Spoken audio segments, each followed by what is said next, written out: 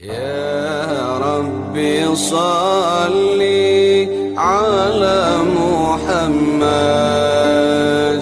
يا ربي صل عليه وسلم.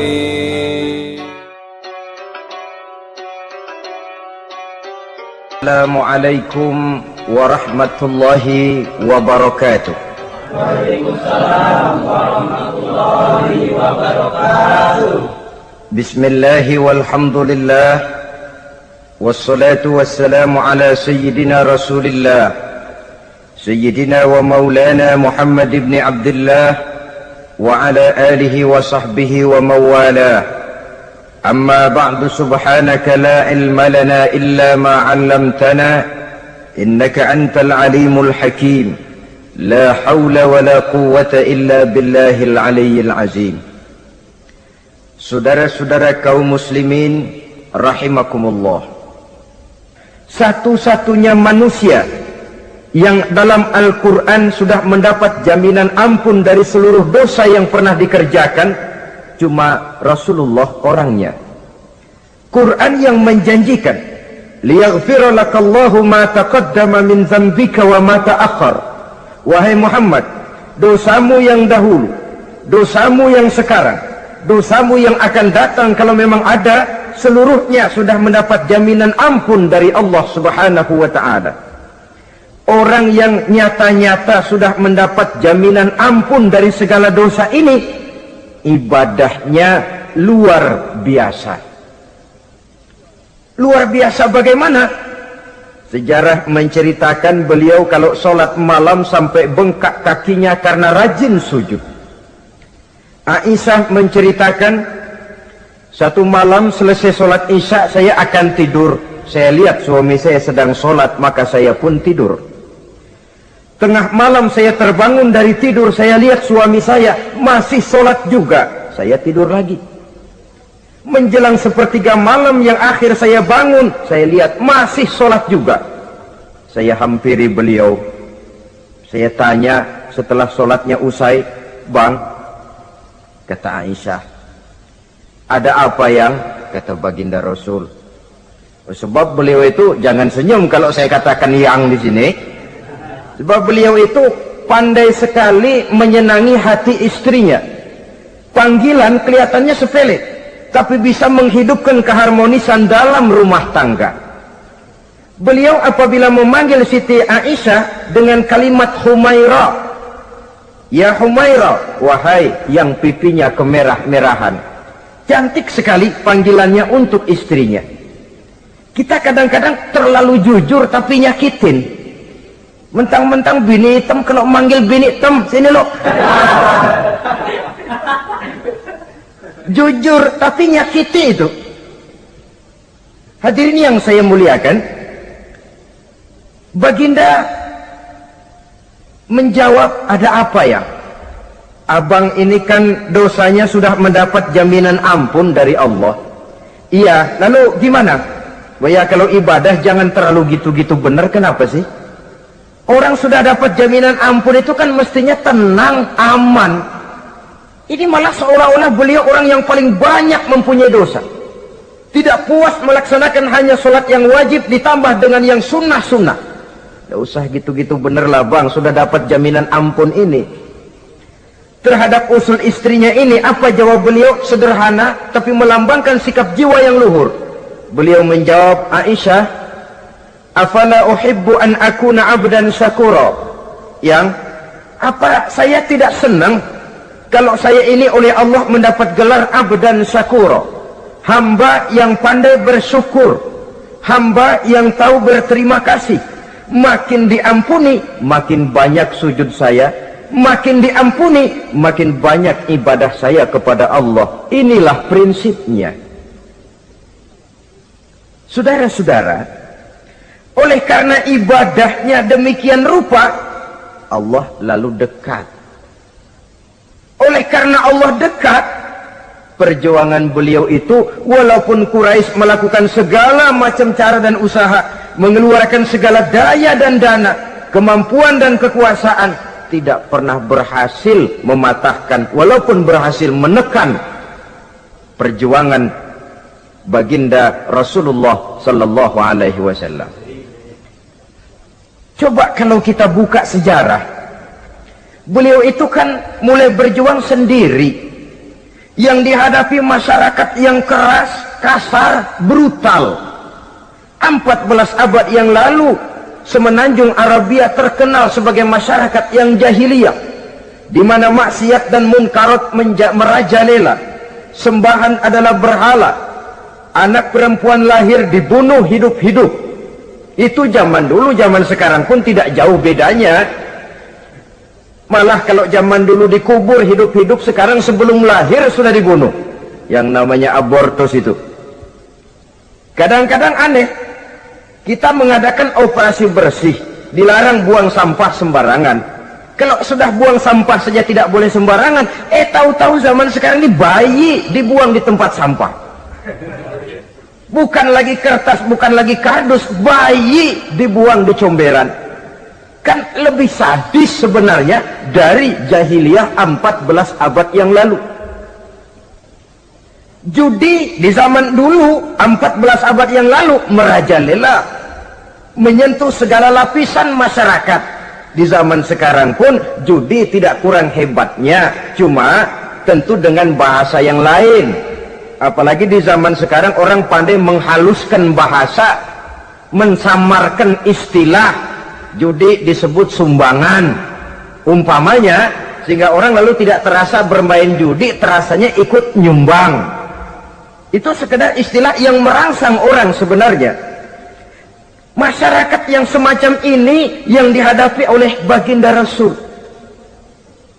Diangkat jadi Rasul umur 40 tahun lalu mulai berjuang. Mula-mula secara sembunyi dakwahnya itu, dari pintu ke pintu, dari rumah ke rumah, dari orang ke orang. Hasilnya 3 tahun gerilya berdakwah, dapat pengikut tidak lebih 11 orang. Sudah tidak digaji, tidak dapat beras, hidup pun miskin. 3 tahun dakwah, dapat pengikut 11 orang. Ustadz mana zaman sekarang yang masih mau ngajar? Kalau 3 tahun buka pengajian, yang ngaji cuma 11, bubar. Kiai mana yang masih mau buka pondok? Kalau 3 tahun buka pesantren, santrinya cuma 11. Pemimpin mana yang masih mau kampanye? Kalau 3 tahun kampanye dapat pemilih cuma 11, bangkrut. Tapi tidak dengan Rasul. 3 tahun berlalu, turun perintah fasda bima tu'mar. Tidak usah berdakwah secara sembunyi, Muhammad sampaikan saja Islam secara terbuka. Mulailah beliau berdakwah secara terbuka, terang-terangan. Mula-mula Quraisy dikumpulkan dekat Ka'bah. Kumpulah Abu Jahal, Abu Lahab, Abu Sufyan dan gembong-gembong Quraisy. Di sana buat pertama kali secara terbuka baginda Rasul pidato. Tuan-tuan Quraisy, apakah tuan-tuan percaya kepada saya? Percaya. Kenapa? Karena Anda Muhammad sejak kecil belum pernah bohong. Baik. Jikalau memang tuan-tuan percaya kepada saya, maka mulai hari ini saya serukan kepada tuan-tuan, ankizu anfusakum minan nar. Jaga, pelihara, lindungi dan selamatkan diri tuan dari neraka. Tinggalkan segala macam berhala, jauhi Latta, Uzza, Manat dan Hubal. Sembah Allah Tuhan yang Esa, yang lam yalid walam yulad, yang tidak beranak dan tidak diperanakan. Ini dakwah pertama yang beliau sampaikan.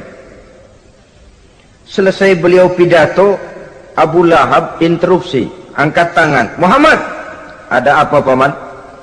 Alihaza jama'tana, cuma untuk dengar ocehan kayak begini kami dikumpulkan di sini. Tabban laka ya Muhammad. Kalau bahasa kasarnya, mau mampus kamu Muhammad. Nabi tidak jawab, Allah yang jawab. Tabbat yada abi lahabi wa tab, ma aghna anhu maluhu wa ma kasab. Bukan Muhammad yang celaka, Abu Lahab lah yang kelak akan menemui kecelakaan. Dakwah terus berlangsung. Ketika dakwah secara terbuka sudah dimulai, hambatan dan tantangan mulai datang. Sejak dari teror mental sampai kepada teror fisik. Dan puncaknya terjadi pada saat beliau berumur 53 tahun. di mana Quraisy mengadakan rapat di satu rumah yang disebut Darul Arqam. Kumpullah di situ dedengkot Quraisy. Siapa lagi kalau bukan Abu Jahal, Abu Lahab. Mereka rapat pleno lengkap. Setelah rapat dibuka, kata Abu Lahab kepada Abu Jahal, "Jahal, bagaimana ini Muhammad?" "Iya, bagaimana? Apalagi yang belum kita lakukan," kata Abu Jahal. "Kita fitnah sudah, kita caci maki tiap hari, kita lontari kotoran onta, sahabat-sahabatnya kita bantai, tapi mereka tetap tegar." "Iya," kata Abu Jahal, "dan sekarang ini sahabatnya sebagian berangsur-angsur sudah hijrah ke Madinah. Ini pertanda Islam akan berkembang di kota Madinah. Kalau nanti dia berhasil di Madinah lalu menyerbu ke Mekah, alamat habis kita gulung tikar." "Makanya," kata Abu Jahal, "makanya apa? Makanya dari dulu juga saya bilang, kempesin aja itu." Jadi kalau bahasa okemnya kan begitu toh. "Bunuh saja Muhammad, bunuh." "Iya, soal bunuh sih gampang," kata Abu Lahab. "Tapi Muhammad kan tidak keluar dari batu. Dia punya keluarga, sanak famili dan handai tolan. Kalau keluarganya menuntut balas, bagaimana ini?" "Gampang. Kita kan banyak punya suku. Tiap-tiap suku kan punya juara, tukang-tukang pukul. Sewa saja, tiap suku ambil tukang pukulnya, kita kepung rumah Muhammad, bunuh sama-sama. Kalau keluarganya akan menuntut balas, dia akan berhadapan dengan seluruh suku yang ada di semenanjung Arabia ini. Bagaimana, setuju?" "Setuju." "Nah, sudah. Kapan kita bunuh Muhammad?" "Kapan lagi, tidak usah buang waktu. Besok malam." "Ya, besok malam kita bunuh Muhammad. Tapi awas, semua yang ikut rapat di sini, ingat baik-baik, ini rahasia negara. Besok malam kita akan membunuh Muhammad. Siapa yang berani membocorkan rahasia negara ini, supersip, dianggap menghambat program Quraisy. Itu nanti dijatuhi hukuman berat ya. Jaga rahasia baik-baik bahwa besok malam kita akan membunuh Muhammad. Sanggup?" "Sanggup."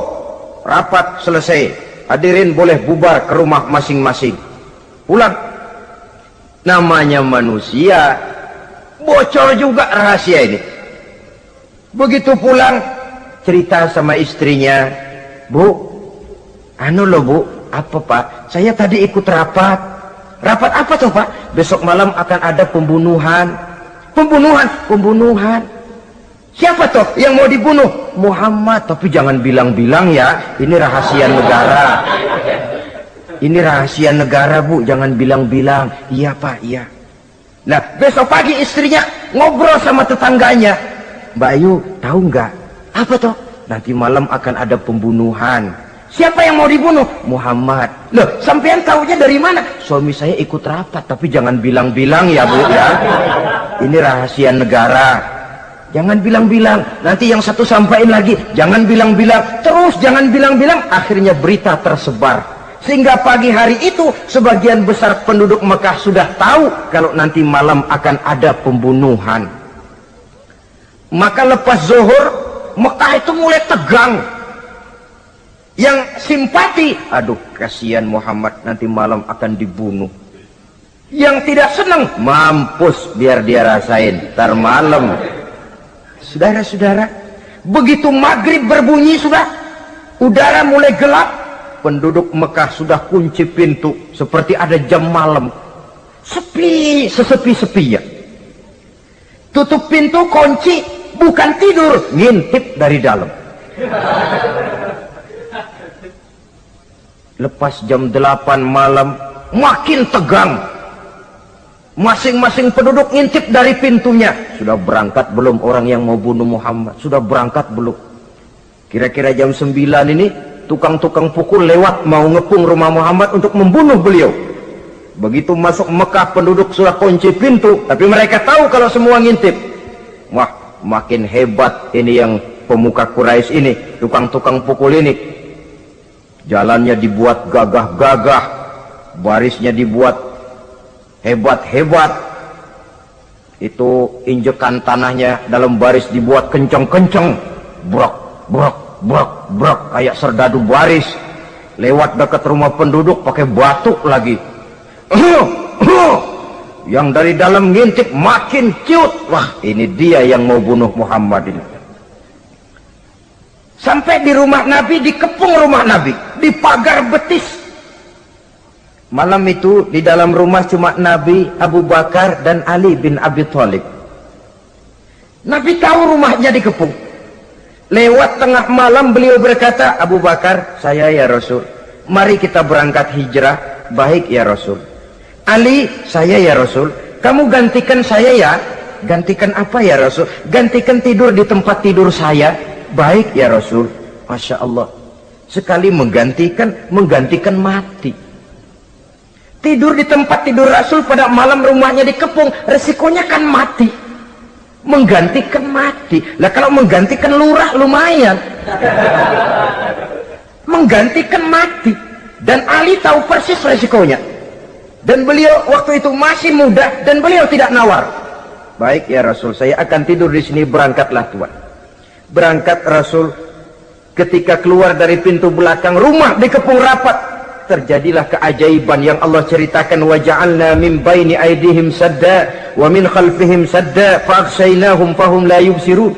Di muka, di belakang, di kiri kanan dibuatkan dinding oleh Allah, dibutakan mereka tidak lihat kalau Muhammad keluar dari rumahnya. Siaga penuh, apel, mata melotot, Nabi lewat nggak kelihatan. Sampai Nabi kemudian menuju Gua Thur, 3 malam 2 hari di sana. Dari sana perjalanan dilanjutkan ke Madinah Al-Munawwarah. Allahu Akbar. Mengarungi gurun pasir yang gersang dan tandus, yang terbentang antara Mekah dan Madinah. Meninggalkan kampung halaman tempat di mana dilahirkan dan dibesarkan.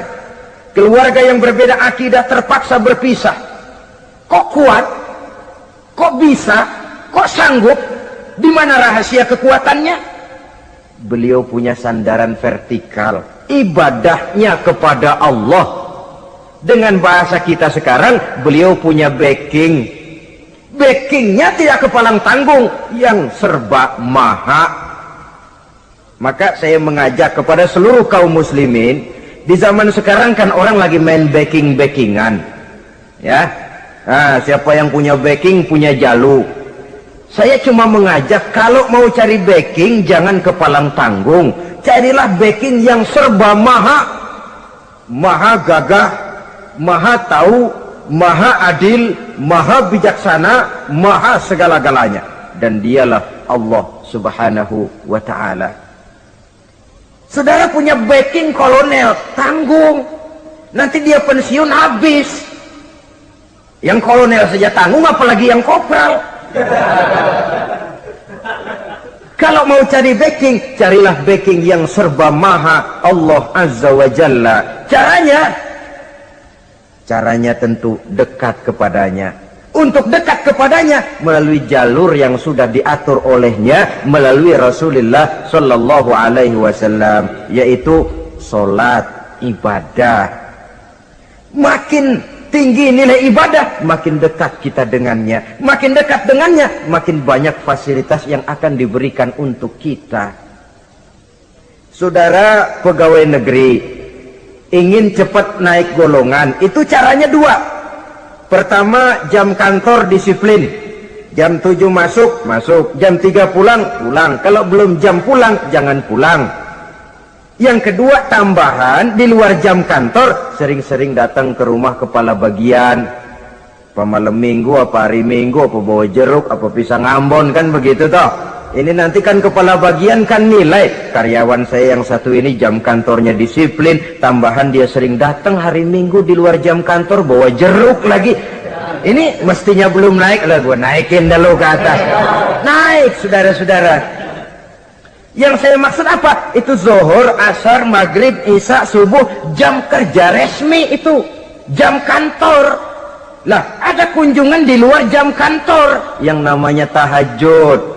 yang namanya hajat, yang namanya duha. Nanti kan Allah lihat, ini hambaku yang satu ini jam kantornya betul, zuhur, asar, maghrib, isya, subuhnya tepat. Tambahan di luar jam kantor, dia sering menghadap kepadaku. Nah hambaku ini aku angkat kau maqamam mahmuda, ke satu tempat yang terpuji.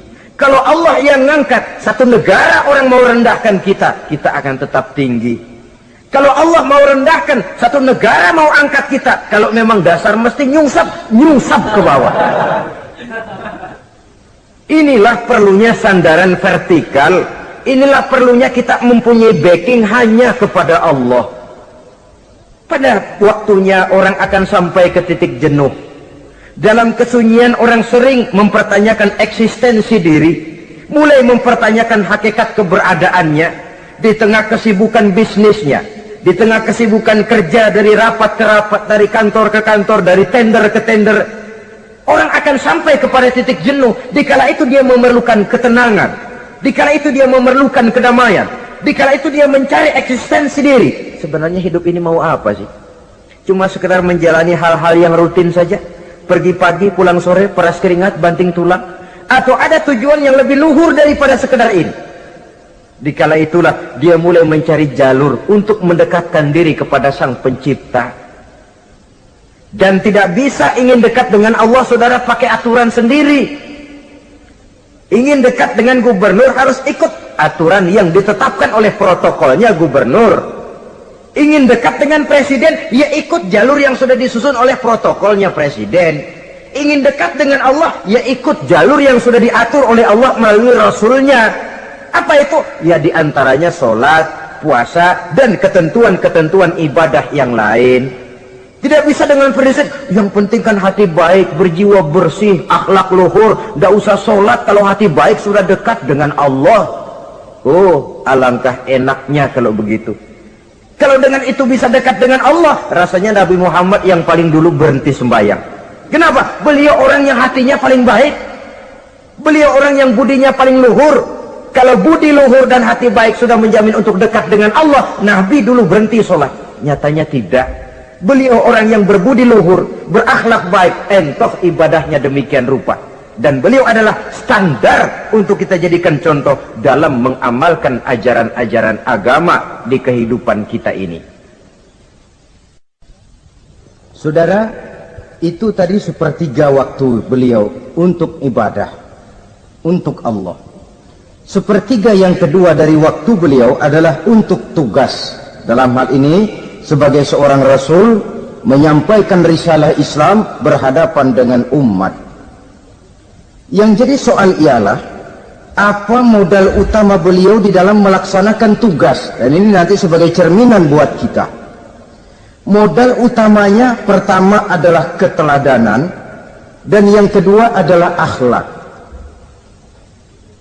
Sekarang ini kita hampir nyaris mengalami berbagai macam krisis. Yang paling santer kita dengar adalah krisis wibawa. Ada pak guru dicegat muridnya di jalanan, dipukulin karena nggak naik kelas katanya. Nampaknya guru nggak lagi berwibawa.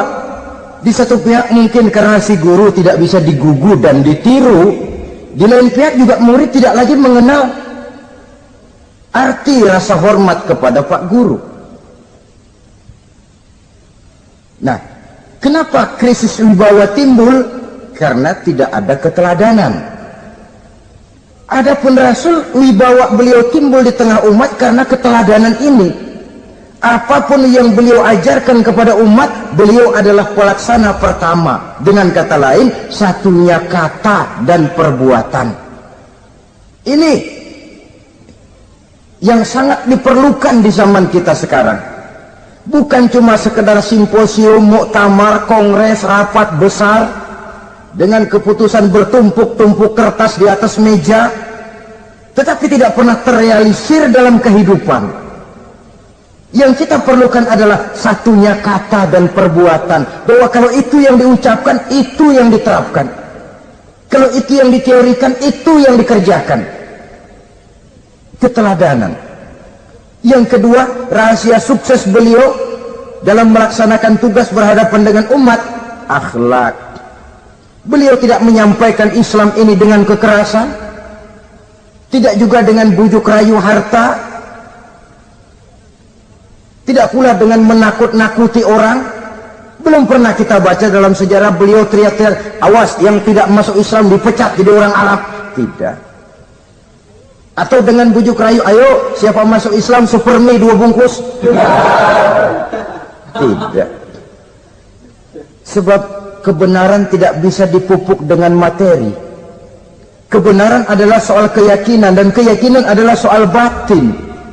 Orang yang beragama karena tertarik kepada supermi, orang yang beragama karena tertarik kepada pakaian, kepada obat-obatan, nilai imannya dipupuk dengan materi.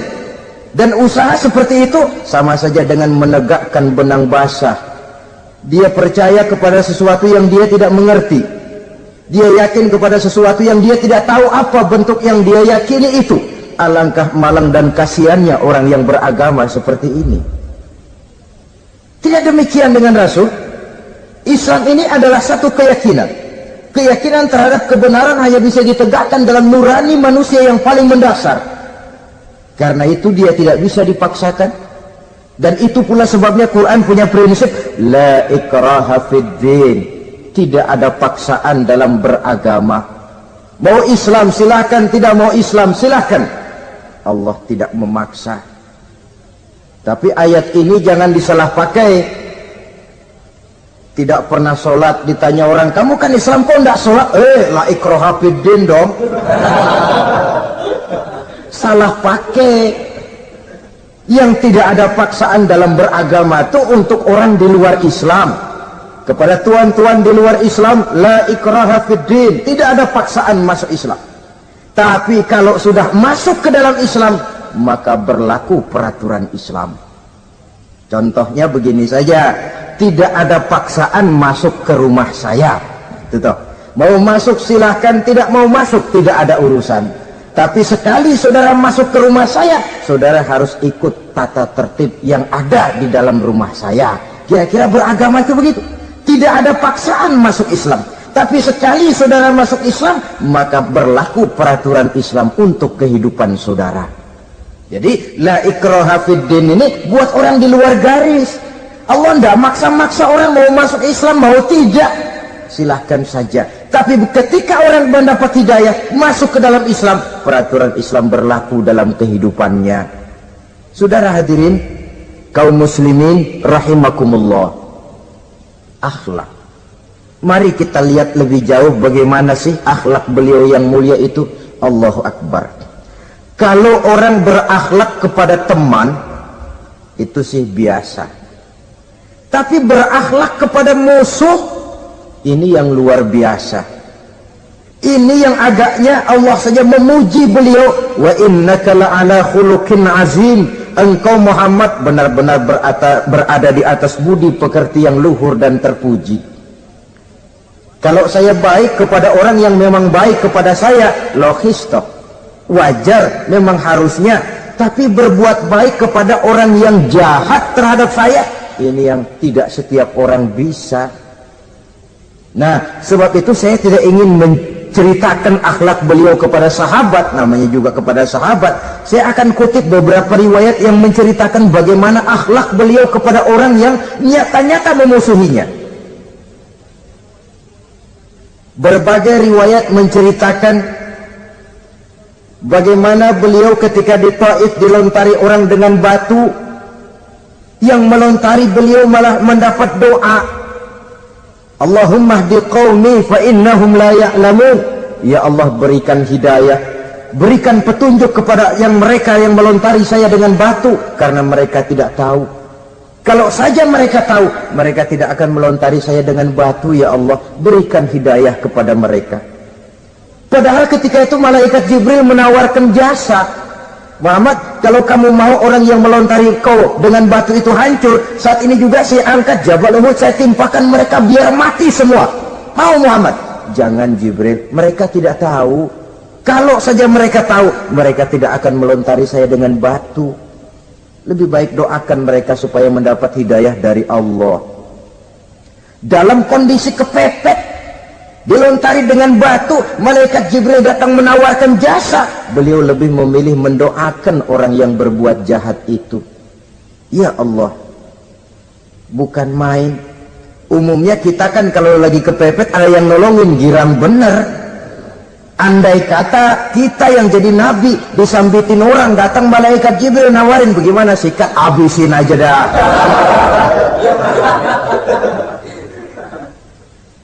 Ini akhlak kepada musuh.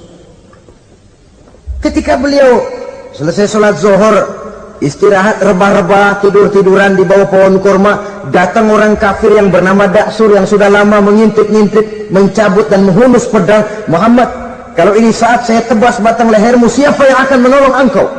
Tidak ada. Yang akan menolong saya Daksur? Iya, Allah yang akan menolong saya. Mendengar Allah, Daksur gemetar, keringat dingin bercucuran, pedang jatuh ke bawah, diambil oleh Rasul pedangnya, dibalikkan ke leher Daksur. Kalau sekarang saya yang tebas batang lehermu Daksur, siapa yang akan menolong kamu? Tidak ada ya Rasul, kecuali kalau kau mau memaafkan saya. Baik, ambillah kembali pedangmu, kau saya maafkan, dan jangan ulangi lagi perbuatan semacam ini. Lain saat beliau sedang tawaf, diikuti oleh seorang Quraisy kafir. Sambil tawaf, ini kafir Quraisy sudah bawa pisau. Dia pikir, nanti di satu sudut yang agak gelap saya tikam Muhammad dari belakang, saya bunuh dia. Jadi kafir ini pura-pura ikut tawaf. Jahatnya orang kafir itu kan begitu, tawaf ya ikut pura-pura tawaf, ada kesempatan sikat dari belakang. Putaran pertama belum ada kesempatan, putaran kedua makin tegang. Pokoknya begitu tempat agak gelap, cabut pisau, hantam saja sudah Muhammad, biar mati sekali di sini. Dan Nabi tahu, ini asisten pribadi malaikat Jibril kasih tahu tuh.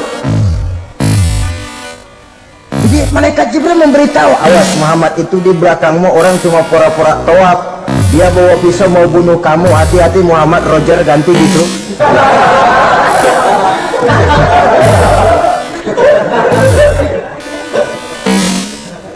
Tahu persis beliau. Sampai di satu sudut yang gelap, si kafir ini mencabut pisau. Nabi nengok ke belakang, menoleh Nabi. Begitu menoleh, Quraisy ini kan ketangkep basah, bahasa Arabnya yumsak mablul katanya, ketangkep basah, grogi, salah tingkah, garuk nggak gatel, kasihan melihatnya sudah. Ya namanya orang ketangkep basah itu. Mau alasan apa? Nggak beralasan ya, harus merasa harus membela diri, gemetar nggak karu-karuan. Kata Nabi senyum. Mau apa, Mas? Anu Rasul, ini anu apa? Anu. Sudah, saya kan tahu kamu mau bunuh saya toh. Sudah, saya sudah tahu kok. Kamu jangan pura-pura. Kamu kan mau bunuh saya kan? Terus terang saja. Iya Rasul, iya.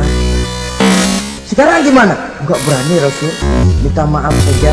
Ya kalau sudah kamu minta maaf begitu, sudah kamu pulang sana, jangan diulangi lagi ya. Begitu mudah beliau memaafkan orang yang nyata-nyata mau menghabisi nyawanya, sepanjang itu belum terwujud, sepanjang itu belum terbentuk dalam artian real. Sangat mudah beliau memaafkan orang. Saudara hadirin kaum muslimin rahimakumullah,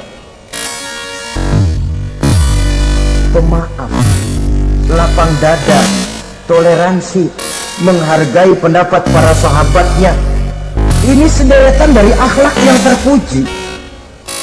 Sehingga karena keluhuran akhlak inilah yang menyebabkan orang tertarik masuk ke dalam Islam. Beliau berprinsip apa? Basiru wala tunaffiru, yasiru wala tu'asiru. Gembirakan orang, jangan ditakut-takuti. Mudahkan persoalan orang, jangan dibikin sulit.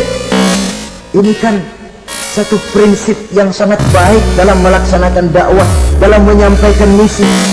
Apapun tugas kita di masyarakat, sebagai pegawai pemerintahan, pejabat negara, pedagang, pengusaha, seniman, ustadz, mubaligh, kiai, ulama, dalam berbagai profesi, modal utama untuk sukses adalah akhlak. Sebab hati kita yang tahu cuma Allah. Orang lihat penampilan kita, orang lihat muka kita. Sebab itu Nabi katakan, innakum la tas'una nasa bi amwalikum walakin yas'uhum minhum bastul wajhi wa husnul khuluqi. Kamu tidak akan bisa menarik simpati orang banyak dengan hartamu, tapi bisa kau tarik simpati orang banyak dengan akhlak yang baik dan muka yang senyum, muka yang enak dilihat. Orang kadang sering bilang, dia mah biar mukanya begitu hatinya baik. Iya, soal hati kita nggak tahu. Yang kita lihat pertama muka. Bagaimana gue mau ikut dia, mukanya kayak batu kuburan. Kesan serem pertama itu kan sudah ada. Walaupun kadang-kadang hati memang baik, tapi hati itu kan urusan Allah. Yang kita lihat pertama muka. Ini barangkali nanti termasuk teori dalam psychology of salesman ya, bahwa sesuatu yang baik kalau dihidangkan dengan cara yang tidak baik, orang tidak akan tertarik. Lihat saja, orang sekarang ini kan entah makin lajunya dunia bisnis kita, masuk ke rumah-rumah kita cuma menawarkan air jahe, menawarkan sasa, menawarkan kecap bango, menawarkan barang-barang yang kelihatannya remeh.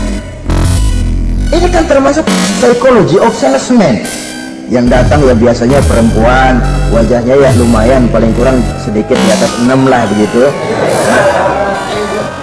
Lalu tutur katanya sopan, masuk ke rumah tidak sungkan, ada rasa familiar, rasa kekeluargaan, lalu datang. Taktik untuk menawarkan barang yang jadi merek dagangannya. Nah, Islam ini agama yang baik. Kalau disampaikan dengan cara yang tidak baik, sadis, memponis, orang akan lari dan jauh. Menyinggung, bukan menyentuh. Siapapun kalau tersinggung lari, tapi kalau tersentuh dia akan mendekat. Apaan lo Islam sembayang begitu? Mikirnya anakku sembayang diomelin, mendingan kagak sembayang sekalian ketahuan. Saudara hadirin yang saya muliakan, ini yang diberikan contoh oleh baginda Nabi. Apapun tugas kita, pedagang utamakan akhlak, petani utamakan akhlak, seniman utamakan akhlak, mubaligh utamakan akhlak, pejabat negara utamakan akhlak, pelayan dan pengabdi masyarakat utamakan akhlak. Saudara hadirin yang saya hormati, kaum muslimin yang berbahagia, jadi untuk sukses di masyarakat, untuk sukses di tempat tugas, modal utama adalah akhlak. Dan ini yang dicantikan contoh dari Nabi kita Muhammad sallallahu alaihi wasallam. Sepertiga waktunya untuk tugas, dalam menjalankan dan melaksanakan tugas sebagai seorang rasul, menyampaikan risalah Islam, berhadapan dengan umat, modal utamanya adalah akhlak. Demikian juga kita di masyarakat. Dan akhlak itu memang harus dibiasakan sejak kita kecil, sehingga dengan demikian nilai-nilai yang baik akan terus terbawa sampai di hari tua kita. Saudara-saudara, rasanya kehancuran satu bangsa dimanapun di dunia ini selalu dimulai dengan kehancuran akhlak daripada bangsa itu sendiri. Dan kehancuran akhlak itu bisa saja terjadi di tengah kemakmuran ekonomi, di tengah maju dan canggihnya teknologi. Kapan? Apabila pegangan orang kepada agama sudah lemah dan rapuh. Kita tengok di negara-negara di sebelah barat kita, kemajuan teknologi yang tidak diimbangi dengan kuatnya pegangan orang kepada agama telah melahirkan budaya-budaya yang merendahkan martabat manusia. Lahirlah kebudayaan hipis, lahirlah kebudayaan nudis, hidup serba bosan dengan ini dan itu karena segalanya sudah dimiliki. Rumah mentereng, jumlah kendaraan sejumlah keluarga, kapal pesiar di laut mewah, pesawat udara punya, setelah ini punya, ini ada, semua ada, titik jenuh sampai. Mau apa semua ini? Akhirnya ingin hidup apa adanya, tidur di goa-goa, tidur di kaki-kaki gunung, tidur di hutan belantara, pakaian kumel, tuh tipis-tipis yang datang kemari, yang pakaiannya kumuh, tambelan, lepis belel, padahal di kantongnya cek, travel check, dolar. Lain tipis kita, emang benar-benar gembel.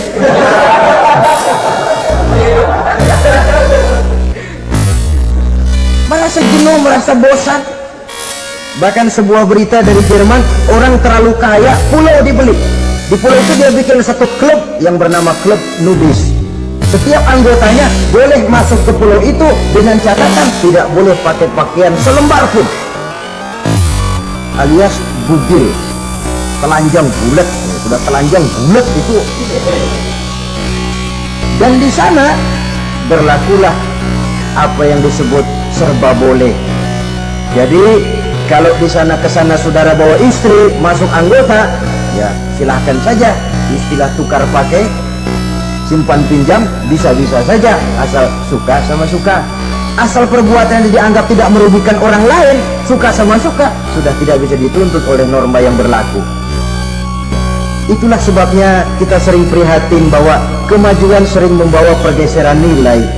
Apabila kita tidak bisa menghindarkan diri dari proses pergeseran nilai, setidaknya kan kita bisa menjaga diri jangan sampai hanyut oleh nilai-nilai yang negatif. Akhlak, baik sebagai muslim, baik sebagai bangsa Indonesia yang berkepribadian luhur, itu merupakan cerminan kita. Saya prihatin, belum lama diselenggarakan kontes bibir terindah. Kontes bibir terindah itu kira-kira apa manfaatnya? Apa yang jadi ukuran? Dan bukankah bibir karunia Tuhan? Ya kalau yang bibirnya mungil bisa ikut kontes, lah kalau yang jebleh gitu.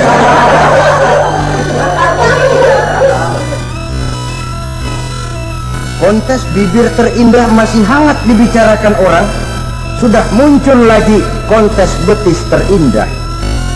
Nah kalau sudah bicara soal betis ini, kan yang terbayang oleh kita kira-kira ukurannya apa? Yang diukur itu apanya ya? Ya tentu betisnya itu. Nah paling celaka kalau betis-betis yang ikut itu nanti jadi milik panitia semua kan.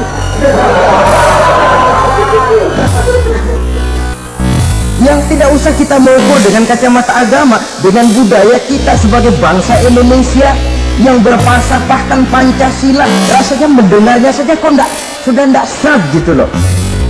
Tidak pas untuk ukuran kita sebagai bangsa yang berfalsafahkan Pancasila. Saudara-saudara kaum muslimin rahimakumullah, ini yang saya maksud tadi, proses pergeseran nilai. Andai kata kita tidak bisa menghindarkan diri dari hal yang semacam itu, setidaknya kita bisa menjaga diri jangan sampai hanyut ditelan proses pergeseran nilai.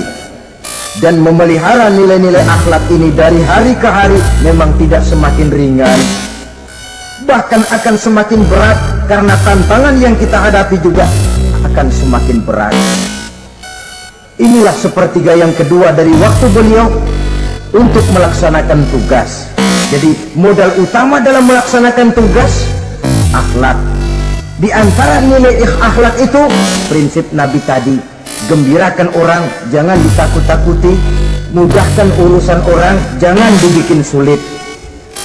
Sehingga kalau yang memang mudah lalu dipersulit, itu sudah mencerminkan akhlak yang tidak diajarkan oleh Rasulullah Sallallahu Alaihi Wasallam. Kemudian yang terakhir, sepertiga yang ketiga dari waktu beliau adalah untuk keluarga. Jadi tadi ada waktu untuk Allah, ibadah, ada waktu untuk tugas, dan yang ketiga ada waktu untuk keluarga. Bagaimana Rasul di tengah keluarganya? Anas bin Malik bercerita, saya 11 tahun membantu di rumah tangga Rasul. 11 tahun itu kan artinya 11 kali 360 hari kali 24 jam, bukan waktu yang sebentar.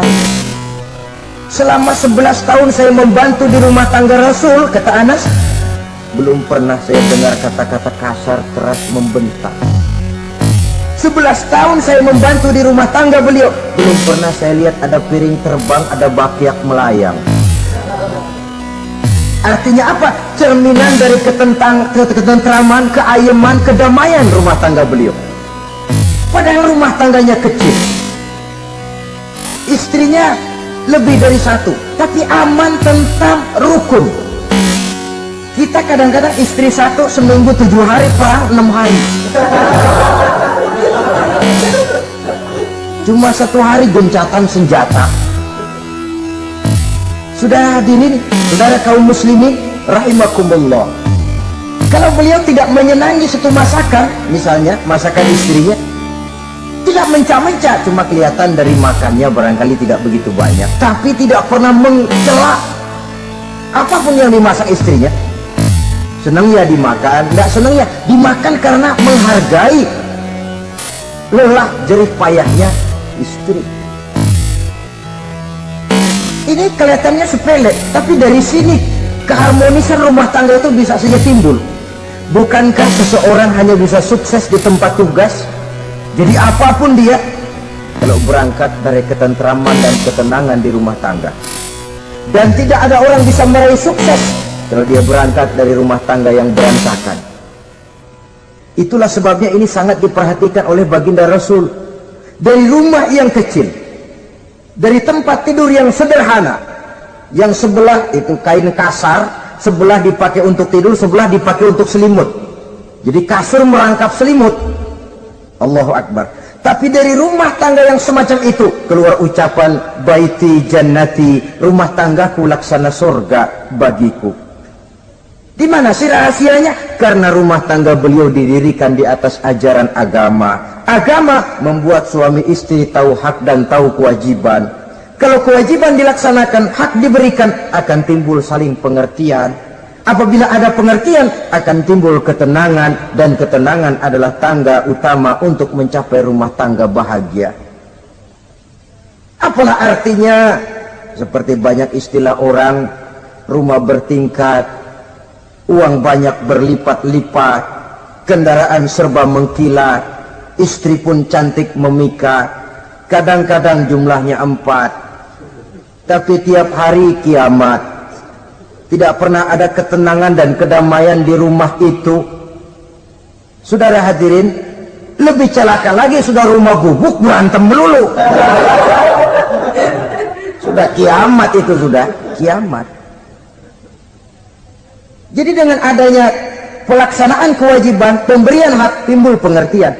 Pengertian membawa ketenangan. Suami keluar rumah, istri tenang di rumah. Suami meninggalkan istri pun hatinya tenang dan tentram, tidak was-was, tidak berpikiran nanti kalau saya lembur ini istri ngompreng, tidak. Si istri pun lega melepas suami karena ada keterbukaan. Ini kan menurut angket terakhir loh ya, yang diadakan oleh beberapa majalah di ibu kota ini, di ibu kota katanya, dari sejumlah laki-laki yang disebarkan angket, ternyata jika ada 3 laki-laki, 2 nyeleweng. Jadi angka penyelewengan itu 2/3 dari jumlah laki-laki itu menyeleweng katanya. Ya mudah-mudahan yang kumpul di sini termasuk 1/3 yang nggak nyeleweng itulah. Dan tidak semua bentuk penyelewengan itu karena alasan ekonomi, bukan pula karena alasan ketidaksetiaan istri, tapi merupakan cerminan dari sikap hidup di mana orang jauh dari nilai-nilai agama, sehingga penyelewengan itu dianggap sesuatu yang manusiawi, biasa-biasa saja, bahkan kadang-kadang ikut membentuk status sosial, melahirkan kebanggaan. Innalillahi. Orang kalau sudah bangga nyeleweng bangga, nah, itu kiamat sudah. Sama saja, bikin dosa ketawa, waduh, itu malaikat gemes benar. Udah bikin dosa cengengesan, cengir, udah ada rasa nyesel, udah ada rasa takut, udah ada rasa bersalah, biasa gitu. Saudara hadirin yang saya muliakan, ini kan cerminan dari rapuhnya pegangan orang kepada agama. Jadi untuk membina rumah tangga yang bahagia ini, 1/3 dari waktu untuk di tengah keluarga menghidupkan nilai-nilai agama di rumah tangga kita. Oleh karenanya, pada bagian akhir dari pertemuan yang singkat ini, saudara-saudara, saya mengajak, marilah pandai-pandai membagi dan mengatur waktu. Ada waktu untuk Allah, ada waktu untuk tugas, ada waktu untuk keluarga. Syukur kalau ada keseimbangan. Tapi kalau tidak, istilah usul fikih itu tatimul aham minal muhim, mendahulukan yang terpenting dari yang penting. Kalau ada 3 persoalan semuanya penting, tentu di antara 3 ini kan ada yang lebih penting, yang itulah yang dikerjakan lebih dulu. Dan ini tidak berarti bahwa penjatahan waktunya harus sama. untuk ibadah dalam sehari semalam sekian jam, untuk tugas sekian jam, untuk keluarga sekian jam. Tidak bisa kita targetkan begitu. Dan yang dimaksud di sini pun adanya pengaturan. Pengaturan tidak berarti bahwa harus sama waktunya, tidak. Kita melihat kepentingannya. Saudara hadirin, sama saja di zaman sekarang, kalau dengan pembangunan kita ingin menciptakan pemerataan di kalangan rakyat, itu tidak berarti bahwa rakyat Indonesia ini standar ekonomi harus sama semua, seperti yang dicita-citakan komunis. Tidak bisa. Menciptakan pemerataan artinya, kalau yang kaya bisa semakin kaya, kenapa yang miskin tidak bisa naik jadi sedikit kaya? Dan artinya menciptakan kesempatan kepada setiap penduduk Indonesia untuk merubah tahap dan taraf kehidupannya. Demikian juga adanya pengaturan waktu. Bukan berarti untuk Allah sekian jam, keluarga sekian jam, tugas sekian jam. Sebab jam-jam ini sulit kita jatahkan. Kadang-kadang tugas, kadang-kadang keluarga, kadang-kadang ibadah kita sedang gandrung. Yang penting ada keseimbangan dalam cara kita mengatur waktu itu. Nah, saudara-saudara, demikianlah pertemuan dan pembicaraan kita kali ini. Terima kasih atas segala perhatian. Mohon maaf atas segala kekurangan. Usikum wa nafsi bitaqwallah. Wassalamualaikum warahmatullahi wabarakatuh. Waalaikumsalam warahmatullahi wabarakatuh.